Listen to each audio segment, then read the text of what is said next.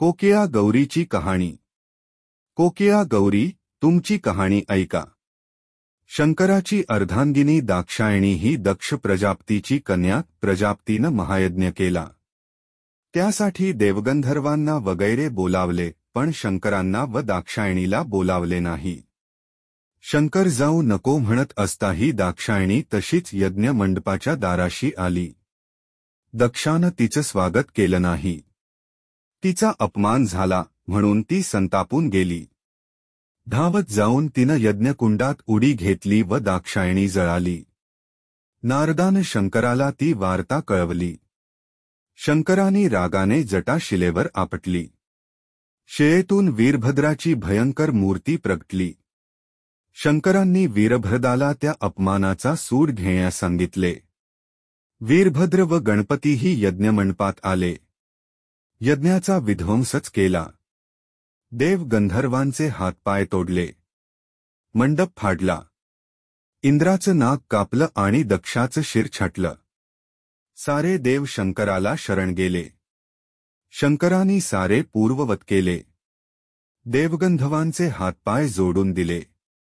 इंद्राला नवे नाक जोडून दिले। दक्षाला बोकडाचं शिर लावलं। संजीवनीच्या प्रयोगानं दाक्षायणीला पुन्हा जिवंत केलं। तेव्हा गौरी, घोर अपराध केलास। यज्ञात विघ्न करून आत्मघात केलास। या पापाचं फळ म्हणून तू पक्षिणी होशील। काळी कुरूप कोकिळा बनून पृथ्वीवर फिरशील। काकुळतीला येऊन गौरी म्हणाली, कोकिळा जरी झाले तरी मला मान पाहिजे। माझ्या पूजेमुळे स्त्रियाचं कल्याण होईल, असा वर द्यावा तरच सार्थक होईल। शंकर म्हणाले, तथास्तु। कोकिळा गौरी व्रताला ज्या स्त्रिया मानतील त्यांना सौभाग्य लाभेल। 18 वर्षांनी अधिक आषाढ महिना येतो।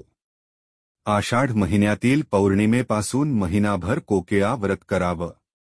श्रावणी पौर्णिमेला त्याचं उद्यापन करावं। 10,000 वर्षे तू कोकिळा म्हणून राहशील।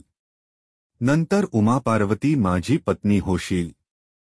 गौरी कोकिळा होऊन भुर्रकन उडून गेली। वसंत ऋतू आल्यावर विंध्याचली उत्तरेला आम्रवृक्षावर कुहू कुहू मधुर स्वर करू लागली। कोकिळा व्रत कसं करावं हे वसिष्ठांनी सांगितलं। शत्रुघ्नाची पत्नी कीर्तिमालेनं ते प्रथम केलं। श्रीकृष्णानं द्रौपदीला त्या व्रताची माहिती दिली। कोकिळा गौरीचं व्रत निष्ठेनं केल्यानं गौरी कोकिळा प्रसन्न होईल। अखंड सौभाग्य लाभेल।